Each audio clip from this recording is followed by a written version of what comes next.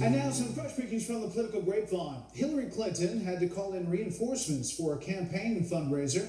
The New York Post reports the talk was scheduled as a women's-only event, costing almost $3,000 apiece. Only about 50 tickets were sold, though, by the deadline, so the doors were thrown open to the male population, and the deadline was pushed back.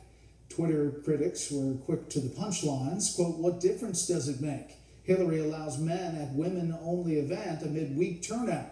A Washington Examiner writer noted, quote, "Imagine the outrage if a male candidate held a men-only event." In the end, about 90 people showed up to hear a half-hour speech by the former Secretary of State. California taxpayers are paying for taxi rides for drunk state officials.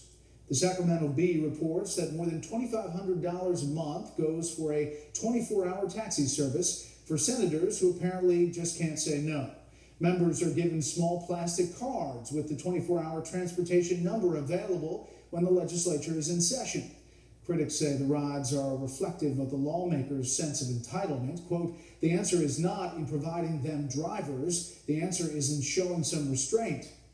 4 lawmakers in the past 5 years have been accused of drunken driving.